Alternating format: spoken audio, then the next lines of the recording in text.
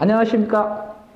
건설 분쟁 관련해서 1인자 권영필 변호사 여러분들한테 찾아왔습니다. 오늘은 공사계약서의 중요성과 공사계약, 공사대금의 합의에 대해서 한번 봅시다. 이 사건은 공사계약서는 작성하지 않았지만 공사계약이 체결된 것으로 간주해서 공사대금 청구를 인정한 사안입니다. 사실 공사계약이 체결되지 않았음에도 불구하고 공사를 했다라고 한다면 그 금액을 줄 수는 없겠죠. 당연히. 그리고 그것에 대해서 내가 공사를 했기 때문에 너는 부당이득을 한 것이다 라고 주장조차 할 수 없습니다. 물론 아주 예외적인 상황을 제외하고는. 그렇기 때문에 공사계약이 체결된 다음 공사를 진행해야 비로소 공사대금 청구를 할 수 있습니다.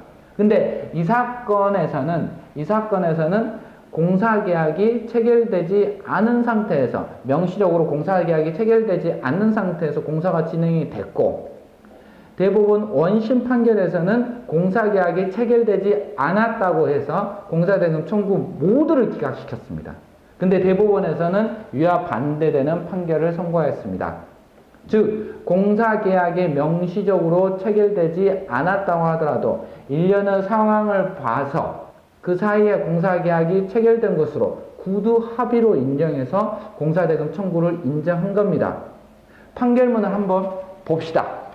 피고는 원고 공사 착공 사실을 알았는데도 약 3달에 걸친 기간 동안 이를 제지하지 않았다. 원고는 공사 착공 전후 또 완공 전후 피고에게 공사 내용 및 공사대금을 산정한 내역서를 수회 제출하였다.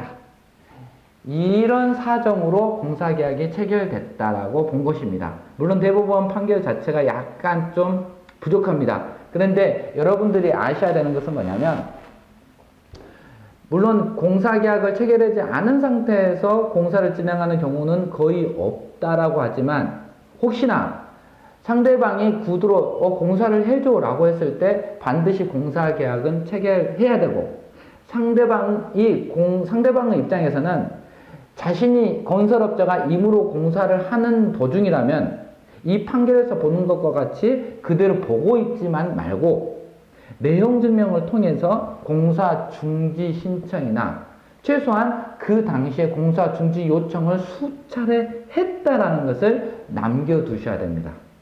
정리합시다. 공사대금 청구를 하기 위해서는 공사계약이 체결되어 있어야 됩니다.